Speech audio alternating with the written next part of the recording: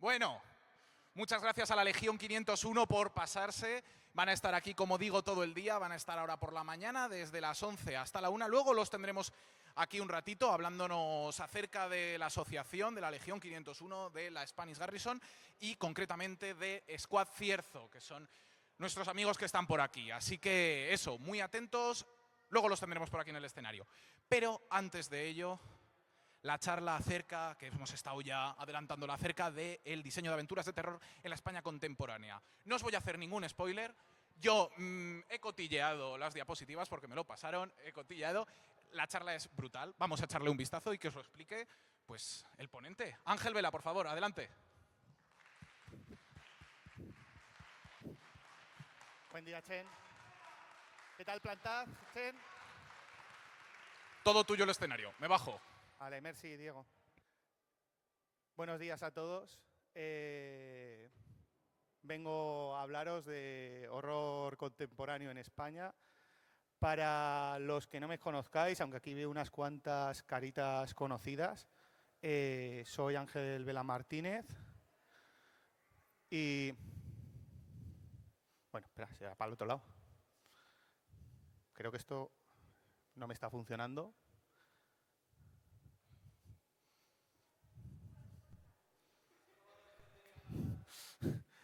Problemas del directo.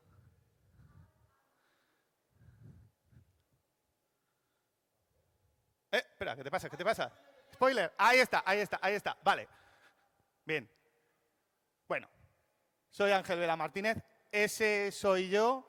Igual me conocéis ahí más como mi faceta de autor, como carnucero, autor de Una corona de flores, que es una aventura de horror en la España contemporánea para el sistema Rastro de Cthulhu o para el sistema que queréis jugar de todos los que hay de investigación de horror cósmico.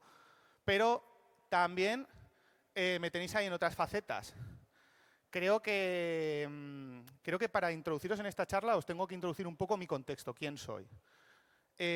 Ahí me tenéis de peque, en mi pueblo. Soy un joven que ha nacido aquí en Aragón, en un pueblo llamado Tierga. Es un pueblo que por lo general tiene más ovejas que personas. O sea, es un pueblo de 200 personas. Y he vivido ahí hasta mis 14 años, es decir, con todas las circunstancias positivas y negativas que tiene crecer en un pueblo de la España vaciada.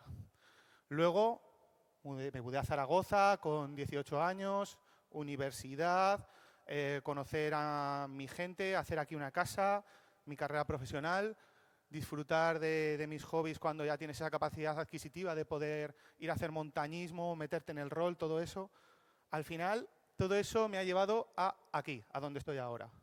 ¿Y por qué os pongo esta chapa de mi contexto, que quizás no es lo que habéis venido a oír? Porque mi contexto es muy parecido al vuestro. Todos hemos crecido en distintos sitios, pero al final vivimos en un tiempo que es este y en una entidad que es España, Aragón, la península ibérica, Europa, como la queremos llamar. De hecho, aquí seguramente si ahora os dijera cuántos de vosotros habéis crecido en un pueblo, seguramente unos cuantos, ¿alguno? ¿Alguno quiere levantar la mano si ha crecido en un pueblo? Ya hay unos cuantos. ¿Y cuántos vivís aquí en Zaragoza? ¿Cuántos sois de aquí, de Zaragoza, que estáis viviendo aquí? Ya compartimos un contexto. Pues por eso os voy a introducir en por qué mola hacer aventuras en nuestro contexto. Pero antes, como sé que hay gente que puede haber venido aquí sin saber qué es el rol, una pequeña introducción rapidita. El rol, todos lo conocemos posiblemente con su máximo exponente, Dungeons and Dragons, pero hay muchísimos más juegos, hay muchísimas más aventuras, pero al final este juego que nació en los 70 es el que marcó el camino, cuando se creó allí en Estados Unidos y era una afición pues que jugaban chavales, como muchos de los que vienen a estas jornadas por primera vez buscando una partida, que tuvieron que enfrentarse a todas las acusaciones de satanismo y todas esas movidas que hubo en esa época. Pero bueno, gracias a ellos, hoy estamos en esto. Estamos en ver el rol en series que son pura cultura pop como Stranger Things, o estamos viendo a la gente de Critical Role reunir masas digitales para ver día a día sus aventuras. Vale, pero esto va de horror. ¿Dónde entra el horror? En el rol. Pues bueno, entra para empezar cuando ya en Dragones y Mazmorras nos hartamos de pegarnos con goblins y queremos pegarnos con liches, señores vampiros, hombres lobo, y ahí entran grandes aventuras. Si os preguntase a los que estéis por aquí que juguéis a D&D, os dijera cuál es vuestro villano favorito de D&D, muchos me diríais a Don el señor Conde Strahd Zarovic de Curse of Strahd, que es ni más ni menos que lo que pasa cuando transportas el horror gótico a dragones y mazmorras. Luego, el otro momento clave, diría yo, es en los años 80, cuando Sandy Petersen crea la llamada de Cthulhu y exporta esa literatura de Lovecraft al horror, al rol. La transporta de una manera en la que los jugadores ya no dejan de ser gente que tiene la capacidad de bajarse a leches a cualquier criatura que se enfrenten, sino que tienen que enfrentarse a ella de otra manera, porque ya son investigadores, ya solo pueden enfrentarse a ellos con conocimiento y no para derrotarles, sino para aplazar la amenaza un día más. Ya empiezan a ser sujetos pasivos del horror. Y en los 90, otra vez, el horror cambia, se amplía, se resignifica con juegos como Cult, Divinidad Perdida o Vampiro la Mascarada, en la que los jugadores ya no son un sujeto pasivo del horror, son un sujeto activo. Es decir, ya es un horror personal, ya son ellos mismos los monstruos, ya son ellos mismos los que provocan el horror a su alrededor y los desafíos cambian. Y a partir de ahí, todo ha sido crecimiento exponencial en el rol. Al final, cada vez hay más juegos de rol, nuevos tipos de lenguaje, una miriada de juegos que son muy fácilmente accesibles en Internet o en vuestras tiendas. O sea, sin demorarme más en esto, vamos a hablar de qué ha pasado aquí en España. En España, desde los 80, con movimientos como el de la revista Líder, ha habido una creación continua de rol. Es decir, cuando llega el rol desde Estados Unidos aquí, nos hemos sumado de una forma en la que también lo estamos creando. Por un lado, veríamos en este magnífico diagrama de Venn que tenemos rol hecho en España con una ambientación actual. Y luego tenemos rol en España hecho con una ambientación previa a nuestra actualidad. ¿Qué tenemos por estos lares? Tenemos juegos como el que ha citado José Carlos, Fragmentos, un buenísimo sistema para transportar películas de terror a la mesa. Tenemos juegos como Rojo, que transportan el apocalipsis vampírico de Carlos Sisi a la mesa. Y tenemos juegos como Amor de Otro Mundo, que aparte de ser un fenómeno web, de ser nuestro canal potente de juego, lo que nos trae a la mesa es qué pasa cuando si en vez de enfrentar a las criaturas del horror cósmico con violencia o con conocimiento, las enfrentas seduciéndolas. Y por el otro lado tenemos los juegos que navegan por la España previa. Es decir, tenemos al decano de los juegos de rol español, que es Aquelarre, el primer gran juego que se hizo aquí y que sigue continuado, en el que transportamos un poco las reglas del sistema de Call of Cthulhu a la Edad Media hispana. Tenemos otros módulos también en el mundo lovecraftiano, como es La piel de toro, también del mismo autor, Ricardo Ibáñez, en el que en una trilogía en la que exploramos la España de Alfonso XIII, la Guerra Civil y la Transición, le intercalamos esos mitos de Cthulhu con cosas con nuestro saborcito español. Y finalmente, aprovechando que cito la Transición, recomendaros La reputación del señor Castiñeira de Juan Vera, señor perro en Internet, que es una maravillosa aventura de horror cósmico en la Madrid de la Transición, de la movida. Es maravillosa. Pero nosotros al final, acabando esta introducción, lo que estamos es, usted está aquí en esta charla. Y venimos a hablar de juegos contemporáneos. Venimos a hablar de juegos de aventuras como Guamache, La mirada hueca, mi propio libro, Una corona de flores. Uy, vale. Pero bueno, antes de nada, ¿por qué ambientar una aventura en nuestro día a día? Estamos en un momento en el que el rol ha llegado de Estados Unidos y de alguna manera parece que se ha quedado ese pozo, es decir, de si quieres hacer una aventura en una ambientación realista, tiene que ser en los Estados Juntitos de América. Esto no es solo porque el rol haya venido ahí, sino que es un síntoma de esa hegemonía cultural yanqui en la que parece que todo tiene que venir como con un eco de Hollywood. Y ahí es donde entra ese ejercicio de resistencia contracultural, de intentar hacer cosas aquí y ahora, en nuestro contexto, en nuestro día a día, en nuestra ciudad, en nuestros pueblos, y también una forma de reivindicar nuestra cotidianidad, de coger y decir, puedo construir horror, puedo construir algo interesante en mi día a día y que a la gente le asombre, le introduzca totalmente en esa ficción. Lo hemos visto en cine. Ayer teníamos aquí a Paco Plaza, que hizo una película de zombies en un bloque de pisos en Barcelona y nadie ha discutido nunca el exitazo que fue. Y tenemos otros muchos autores que llevan trabajando en esto y demostrando que sí se puede hacer en cine, en novelas e incluso ya en videojuegos. ¿Por qué no hacerlo en rol? Pues bien, vamos a hablar primero del cuándo. Ya empezamos aquí con lo que serían un poco esas herramientas creativas. El cuándo, el por qué ahora es un punto interesante para hacer estas historias.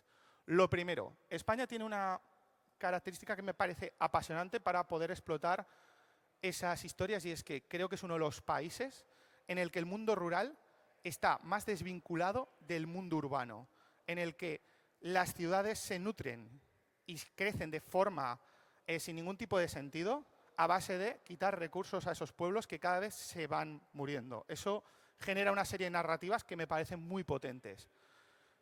También tenemos un punto que, si bien es compartido con cualquier otro territorio, puedes traerlo a lo nuestro, como es el Internet. A día de hoy había una frase que leí en Internet que era la de: hemos nacido demasiado tarde para explorar el mundo, hemos nacido demasiado pronto para explorar las estrellas. Pues yo os digo, vamos a explorar el Internet. O sea, sé cuánto horror analógico hay, cuántos miedos hay de meterse donde no debes, de lo que se esconde en capas y capas de Internet, los secretos que se mueven. ¿Cuántos de aquí no hemos oído historias de pavor de la Deep Web? Ahí está ese formato. Luego también tenemos una sociedad polarizada. No hace falta más que poner las noticias para ver todas las confrontaciones que está habiendo ahora mismo a nivel social, político. Cualquier tipo de crispación puede servir para introducirlo en la historia. De hecho, aquí me gustaría citar a La suma de todos los males, creo que era el nombre del módulo, de Álvaro Lohmann, que es una aventura que ha publicado Shadowlands para exoterroristas, que expone muy bien cómo crear aventuras para este juego que bebe mucho de Expediente X en la España actual. Y acaba de ganar el premio Rolea a Mejor Aventura de este año. Y finalmente, hablar del nuevo lenguaje del terror. Lo podemos introducir en el rol también. Podemos introducir el lenguaje del creepypasta, el lenguaje del horror analógico, el del found footage. Todo eso se puede introducir de una manera que creemos aventuras que no se puedan contar en otra época, sino solo en el ahora. Vale, eso es el cuándo. El cuándo lo podemos manejar con muchos sitios. Pero ¿por qué aquí? ¿Por qué en Zaragoza? ¿Por qué en Aragón? ¿Por qué en España? Porque tenemos un escenario apasionante. De primeras, la península ibérica es uno de los territorios más ricos en cuanto a geografías que hay en Europa. Tenemos montañas, tenemos bosques, tenemos ríos, tenemos costas, tenemos desiertos, tenemos prácticamente de todo a pequeña escala. ¿Quieres un western? Monegros, dársenas reales. ¿Quieres una película de folk horror? Por favor, tenemos Euskadi, Navarra, el Pirineo aragonés. Tenemos un montón de sitios para introducirlos de forma geográfica. Pero es que luego tenemos ciudades totalmente apasionantes y vibrantes. Tenemos ciudades con mucho carisma, con un aura propio, sin ser grandes metrópolis, como podrían ser Bilbao, Zaragoza, Sevilla. Y luego tenemos esas monstruosidades que son Madrid y Barcelona, que ya me dirás tú por qué no puedes hacer una aventura de bandas callejeras que roban algo que no deberían de haber robado y tienen que ir en un coche por polígonos industriales vacíísimos. Y luego, aparte, también una historia intensísima. Hemos tenido por aquí un transitar de civilizaciones continuo que han ido dejando sus pozos. Tenemos ruinas romanas, ruinas islámicas, tenemos reinos que han desaparecido, mogollón de cosas que se pueden introducir. Y además aquí quería hacer una pequeña reclamación a también hacer aventuras en las que el escenario tenga que ser nuestro contexto, pero no tenga que ser una ciudad en concreto o un pueblo en concreto. Y aquí quiero citar a Guamatse, del gran Sirio Sesenra, autor y divulgador del rol en España, que si bien es una aventura que habla de un asesinato truculento en Madrid que implica a los personajes y les obliga a moverse por la ciudad, está diseñada de tal manera, y él mismo en el libro pone una ayuda para hacerlo, de que tú puedas relocalizarla en la ciudad de España que te salga de las narices. O sea, está basada en Madrid, pero no te dice esto es en Callao y esto es en El Retiro. Te pone sitios comunes. Y yo esta la he preparado para dirigirla alguna vez y no solo la he ubicado en Zaragoza, sino que puedo ser más concreto, la he ubicado en el barrio de Delicias porque tienes todo lo que necesitas en Delicias. Vale, ¿quién? Si tenemos un escenario y un cuando necesitamos personajes, ya sean para personajes jugadores o NPCs que den ese colorcito a la historia. Tenemos arquetipos clásicos del cine que podemos traer a lo español. Es decir, ¿para qué quieres un sheriff si puedes meter al clásico guardia civil que te para por la carretera? ¿Para qué quieres a alguien que te da la tabarra en un bar de carretera cuando puedes introducir el clásico bar de viejos de tu barrio? ¿Para qué meter al típico hombre que te encuentras con la carretera cuando puedes meter a un pastor de 70 años de El Teruel Profundo? Tienes personajes muy clásicos y luego interacciones que son solo propias de España. O sea, aquí lo siento, no he podido evitar poner a las clásicas yayas tomando la fresca en verano. O sea, pensar en el poder que tiene en una aventura que tus personajes estén investigando un crimen en un pueblo y acaben preguntándole a las yayas en la silla de plástico. O sea, no me podéis discutir que no mola. Y luego, aparte de que también podemos introducir las distintas lenguas, dialectos. A mí, por ejemplo, cuando dirijo Corona de Flores, meter palabras en aragonés a la gente les pone en el sitio enseguida. Y, finalmente, tenemos un profundo legendario ibérico, es decir, tenemos mitos que van desde la Edad Media, desde la Edad Antigua, hasta hace 4 días, como podrían ser la chica de la curva, pero es que también tenemos una extensísima crónica negra. Tenemos crímenes que se han ido registrando por la prensa desde hace siglos y que siguen helando la sangre. Si bien, por favor, no me cojáis un crimen real y me lo uséis como un escenario de algo, sí que os podéis inspirar.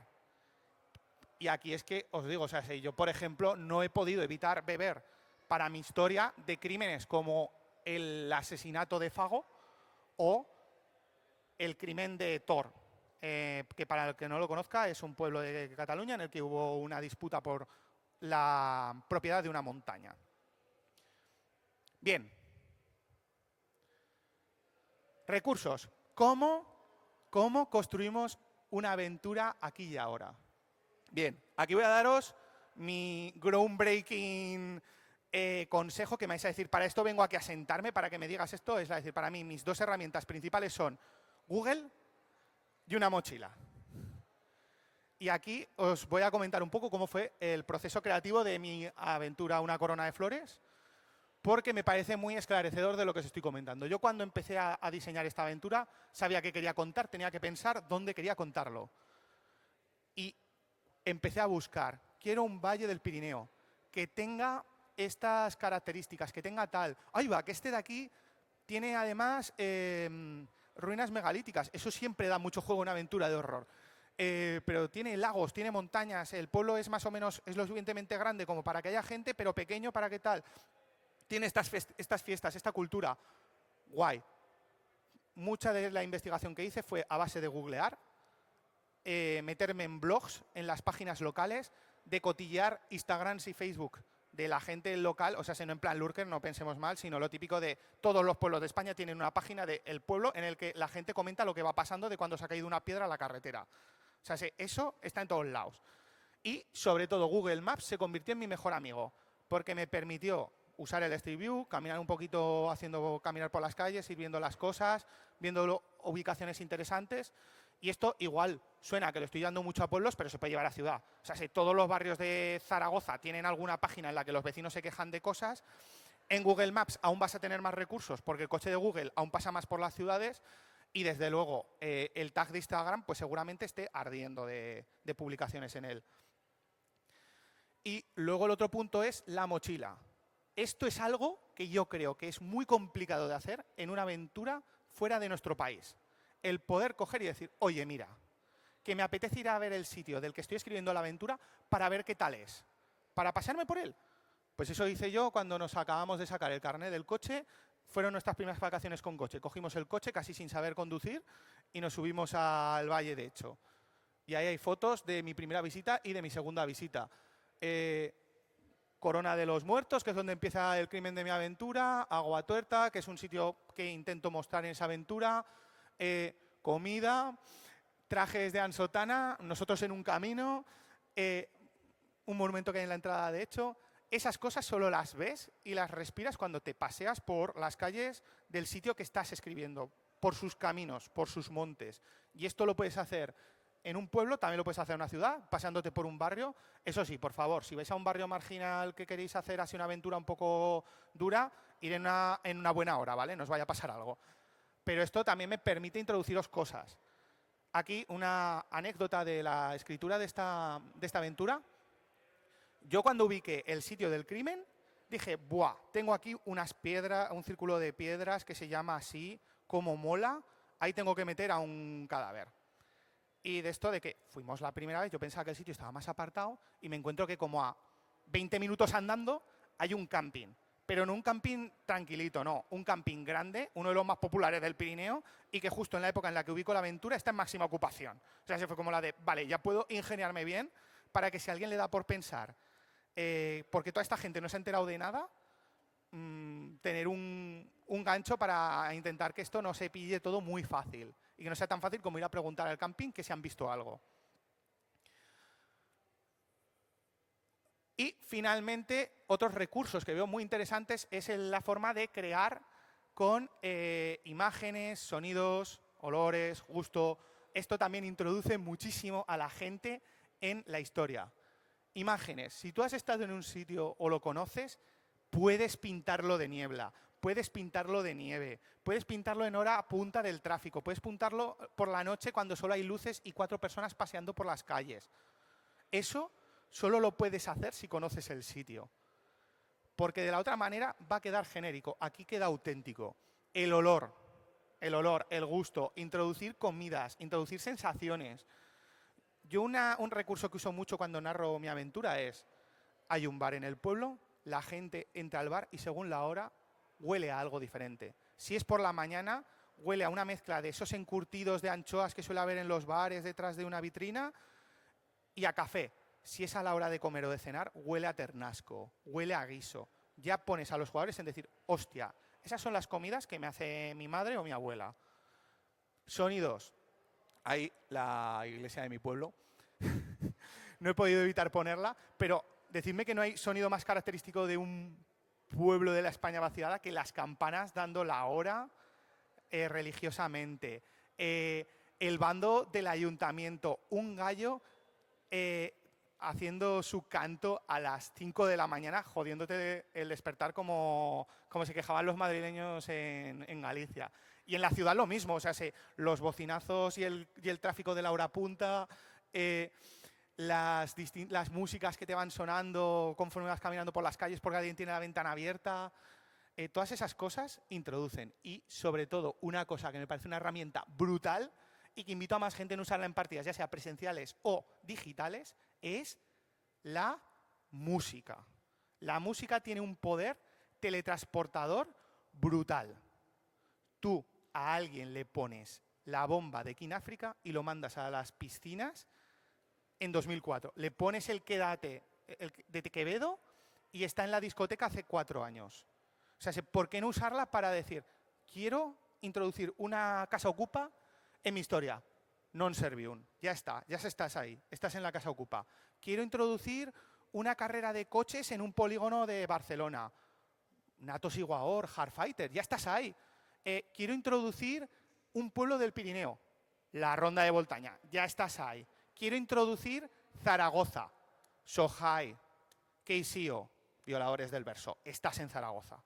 Héroes del Silencio. Es que tienes muchísimas formas de usar la música para transportar. O sea, si bien puedes usar música que te transmita ese mood y bandas sonoras que te transmitan ese mood, lo más la música es que el poder que tiene una canción de mandarte a un sitio es brutal.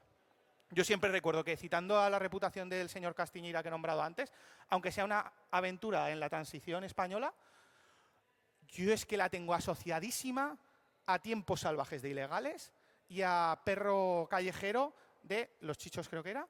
Sí. Es que la tengo asociadísima. Es que soy de esas canciones y vuelvo a ser el rubio. O sea, sé las cosas como son. Y ya con esto voy cerrando un poco la charla con una pequeña conclusión y una cita a una de las grandes del terror actual. ¿Por qué he insistido al inicio en nuestro contexto?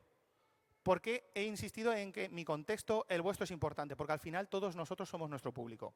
Cuando nos sentamos en una mesa de rol, los que están disfrutando de la historia que se cuenta no son otra gente. Bueno, igual si la estáis sistemeando sí, pero por lo general somos nosotros los que la disfrutamos.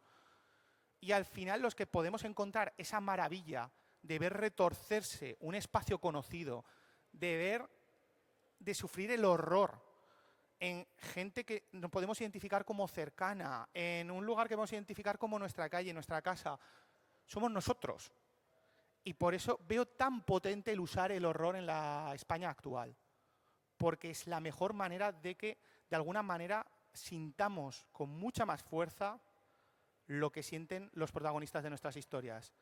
Y por ello cito a doña Mariana Enríquez, una grande de la literatura hispanoamericana y ahora mismo una de las voces, ya no solo que más me atraen del terror actual, sino creo que de las más importantes, por mérito propio. El terror se actualiza casi siempre con los mismos lugares. El fantasma representa una cosa, el monstruo representa otra cosa. Y esas cosas tienen que ver siempre con la realidad, porque lo que nos asusta no es lo sobrenatural, es la realidad. Así que con esto, creo que he acabado en tiempo. Si alguien tiene una pregunta, una reflexión, un comentario, por favor, que alce la mano. Y si no, con esto me despido de vosotros. ¿Esto funciona? Vale, sí funciona.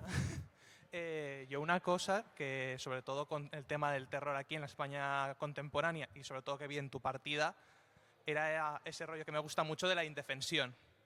Aquí en España no somos como Estados Unidos, que nos podemos ir a un Walmart y comprarnos un fusil AR-5 semiautomático y mirar reflex. O sea, me acuerdo que en tu partida los únicos que tenían así como una capacidad de defenderse eran el forestal y los dos guardias civiles. Yo que llevaba la pobre periodista tenía que esconderme.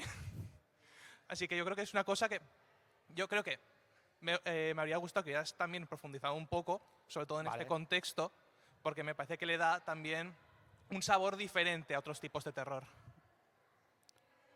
Vale.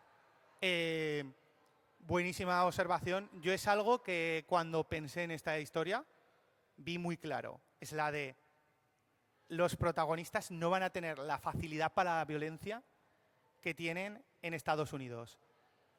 Porque en Estados Unidos, como bien has dicho, tú puedes ir a un Walmart y comprar una pistola. Aquí en España, la Guardia Civil se encarga de que las armas estén muy limitadas a cuerpos de seguridad del Estado, algunos VIP y cazadores. Juega con esas tres reglas para tener un arma en una aventura. O sea, y sobre todo, juega con el desconocimiento de quién puede tener un arma. Porque, por un lado, si tú llevas a un guardia civil o a un policía en una aventura de este tipo, vas todo el rato con el monopolio de la violencia en el bolsillo. Es decir, tú sabes que el de ahí te puede sacar un cuchillo, pero tú le puedes hacer 9 agujeros de 9 milímetros en el pecho muy rápido. Pero ¿qué pasa cuando resulta que es un cazador y no lo sabía si tiene una escopeta y la tiene preparada? Ahí hay un miedo. O cuando ha conseguido un arma de tráfico ilegal, ahí hay un miedo. Eso me parece muy importante. Y además eso también me permite, por eso he querido volver aquí, cuando hablo de una sociedad polarizada y con conflictos internacionales, también nos podemos venir a nuestra sociedad y a sus normas. Y a lo que vivimos día a día. También el hacer aventuras en nuestro tiempo nos permite poner realidades sobre la mesa para gente que no las conoce y por el otro lado también nos permite hacer protesta, nos permite compartir inquietudes con otra gente de una manera diferente. Y eso me parece muy poderoso. Y voy a volver a la de antes. ¿Alguna preguntita más?